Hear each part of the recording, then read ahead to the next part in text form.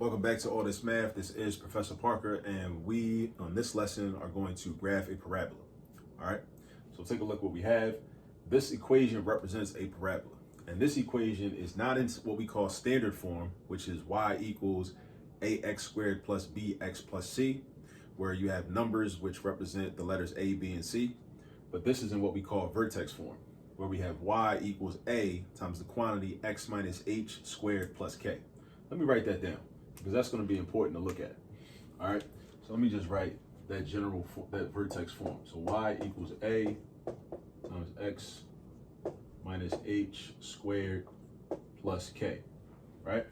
So it's called vertex form because when you look right at it, you can tell what the vertex is. You can just look and see, right? H and k are the coordinates of the vertex, H and K. H and K. So this number and this number. Well, actually, I should say the opposite of this number, because this is a -4, right? So that's one of the tricks to vertex form, is that it gets a lot of people caught up. When you're dealing with H, you got to take the opposite of whatever that number is. So if you see a -4, that means that H is actually +4. All right. Or if you were dealing with a +4, if that was +4, then it means H is actually -4. So you always take the opposite. All right, so keep that in mind. You always take the opposite. All right, so let's first just write down what the vertex is. So vertex is going to be 4 and 3, because that's my y value. So this is the x value, well, the opposite of this number right here is the x value of your vertex. This number right here is the y value of your vertex. All right, so now you go over here to this coordinate plane. This your y-axis, this your x-axis, and you can just plot that point. So I start at the origin, all right? And I count 4 spaces to the right. I go 1, 2, 3, 4. And then I go up 3 spaces from the origin. I go 1, 2, 3. Where they meet up at is like right here, right? I mean, that's a little bit off, but it's not an exact science, the graphing, right? Right here and whatnot. So I got 4, 3, that's my vertex. Now, since I got my vertex, I like to always draw an axis of symmetry. So my axis of symmetry, my AOS, is x equals 4. The axis of symmetry is always a vertical line that goes through the vertex. It's always a vertical line that goes through the vertex. So that vertical line is going to be x equals 4. The x value of the vertex is 4. So the axis of symmetry is a line, x equals 4. All right. And when you plot that, or when you draw it, it's a dashed line. Use a dashed line. And this line is important because what it does is it lets us see kind of the boundary line between the left-hand side of the parabola and the right-hand side of the parabola. So the right-hand side is going to be over here. The left-hand side is going to be over here. Now, what else do we need? We need like 4 more points, right?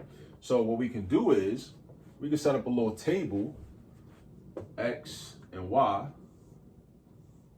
and we can pick x values, right, that are either to the left or to the right of our vertex. Now let's do to the left. Let's do to the left. We can pick 2 values for x that's to the left.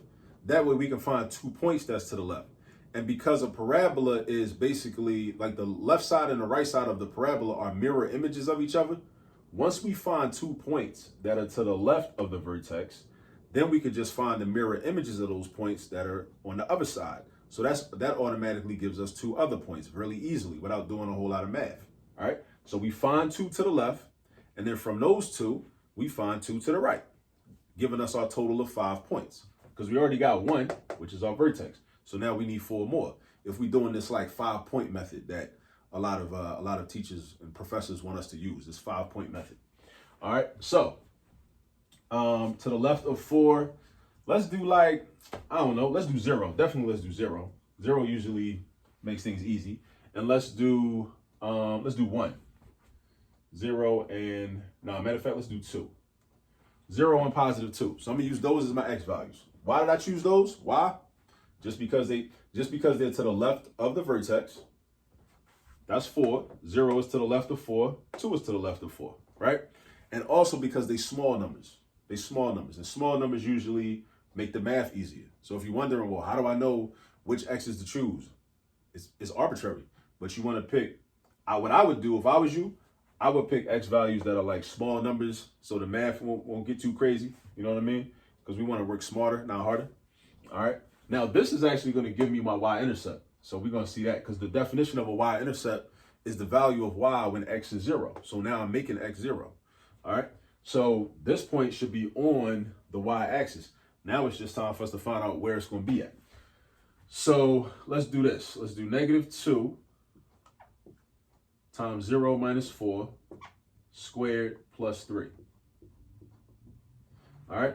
So all I did was copy over this equation and I just replaced the X with a 0, my X value. See, you pick the X value. You pick whatever X value you want. So in case you're wondering, where did 0 come from? You pick a X value. You decide what it's going to be. Nobody else can tell you what it's got to be. You decide what the X value is going to be. All right. And then we just do the math. So we do 0 take away 4. We follow order of operations. You got to know order of operations in order to do this, right? So 0 take away 4, work inside the parentheses first. That's going to be -4. Then we got an exponent. Don't multiply by -2. Don't do that. That violates the order of operations, right? You got to take it back to algebra 1, order of operations. Matter of fact, pre-algebra, order of operations. You got to know that. So -4 squared is +16. Then you do +16. Don't add 3 next, because again, don't violate order of operations. So that's +16 times -2 is -32. -32 plus 3 is going to be -29. All right, -29. Now, this just reminded me of something I neglected to talk about. When we deal with parabolas and graphing parabolas, one of the first things we should deal with and understand, even before we even start trying to figure out what the vertex is the parabola going to open up or is it going to open down, right? If we're dealing with, if it's in terms of X, if it's Y equals whatever. If it's set up like Y equals something, then it's going to either open up or it's going to open down. Now, this is A. Since A is negative, that means this is going to open down. It's not opening up. It's going to open down, right? McDonald's arches. That's what's going to happen. A is negative, so it's opening down. All right. Now, so that's one of our points, 0, -29. Now over here, now we got the 2. We're going to find the Y value when X is 2.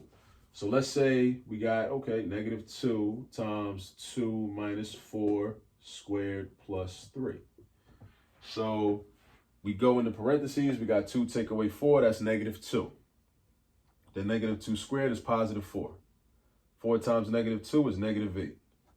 -8 plus 3 is -5. So we have 2 -5. We have 0 -29, and we got 2 -5. All right. So let's do this. I don't like that point. 0 -29, because if I apply 0 right here, -29 is going to be all the way down here somewhere. If I'm counting by ones. If I'm counting by ones, which is what I want to do. I want to count by ones, right? Let me see how I should handle this. Because I could pick a different X value. I could pick a different X value that's going to give me a Y that's higher up. I already picked 2. But what if I pick 3? If I pick 3, then that's going to be, yeah, let's pick 3. Let's see what happens when we pick 3. Because you see, the further away we get from the axis of symmetry, the Y values get lower, right? That's the pattern with parabolas. So when I pick +2, which is right here, my Y value is like right there at -5. But when I pick 0, it's all the way down here. So I want points that I'm able to see and that I'm able to plot on this graph and so that you can see, right? So I'm gonna pick a different X value. So I chose 0. That's a good point. 0, -29, but it's not on this graph if my scale is by ones. Now, if I made it like by 3s or by 4s, then sure, it'd be on the graph because this would be -3, -6, -9, -12, -15, -18, -21. Well, see, it still won't be on there. If I went by 4s, then it might be -4, -8, -12, -16, -20, -24, -28. Yeah, it'd be right there if I went by 4s. But I'm not trying to do that. I'm not trying to go by 4s. Actually, you know what? Nah, you know what? Let's do that. Let's go by 4s because that's valuable for you to understand too. Your scale does not always have to be by ones. And when I say scale, I mean, what's the value of each of these spaces? Typically, every space is worth 1. We count by ones on the x-axis. We count by ones on the y-axis. But you can get creative, right? You don't have to do that, right? Your x-axis can have a scale of 1, and your y-axis could have a scale of 10. Each of these spaces could be worth 10 if you wanted to, right? You can get creative, right? Your scale could be by 5s. Your scale could be by 4s. Your scale could be by, whatever. Matter of fact, I'm going to go by 5s. I'm going to go by 5s now that I think about it, because my y value is -5. So watch this. If I want to plot 0, -29, and remember, my y scale is by 5s. My y scale is by 5s. Matter of fact, let me write that. And your graphing calculator has a feature where you can choose your scales anyway. We can do the same thing when you draw on paper. So if my y scale is by 5s, that means I'm going 5, 10, 15, 20, 25, 30, 35, and so on, instead of going 1, 2, 3, 4, 5, 6, 7, and whatnot. All right. So we got 0 and -29. All right. So I go to 0 and I stay at 0 because that's my x value. And I go 5, 10, 15, 20, 25, 30. All right. My y value is -29. So -29 is going to be right above that point. Right there. That's approximately right there. That's good enough.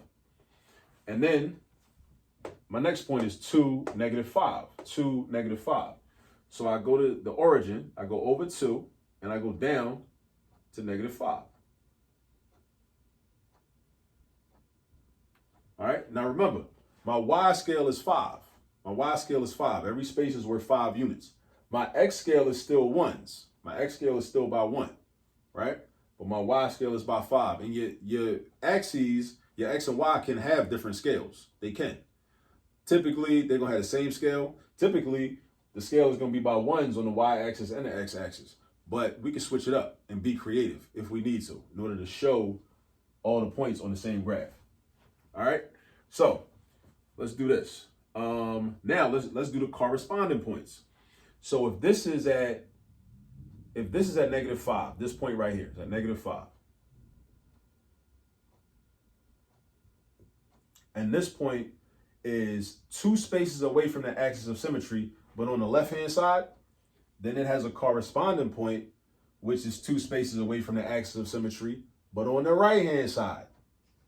So 2 spaces away on the left, we got another point 2 spaces away on the right. So we going over right there. Right there. The corresponding point. Left side, right side. Left side, right side. Left side, right side. All right. Now, we're going to do the same thing with this point right here. It's got a corresponding point. So let me see. So we got 1, 2, 3, 4.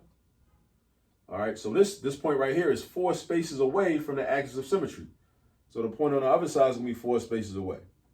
So now I got, let me see, 1, 2. Let me throw a couple more joints. Let me throw those in there. And that's like, yeah. All right. So this point, the corresponding or the mirror image of this point or the reflection of this point is on the other side, also 4 spaces away from the axis of symmetry.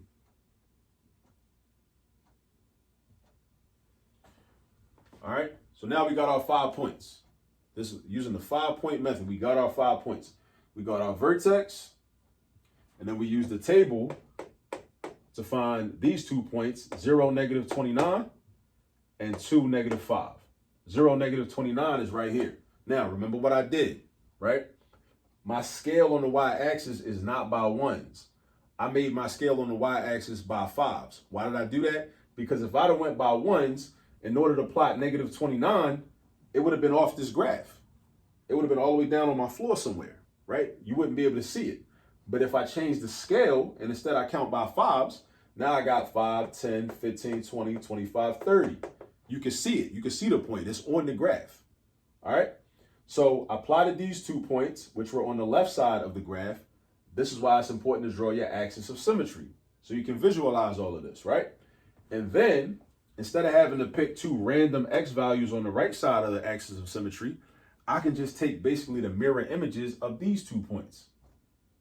Take the mirror images of those. And I say, okay, well, if I know this point is 2 spaces away from the axis of symmetry, Then I can find there's another point that's also 2 spaces away from it, but on the other side of the axis of symmetry. Same thing with this one down here. This is 4 spaces away from the axis of symmetry.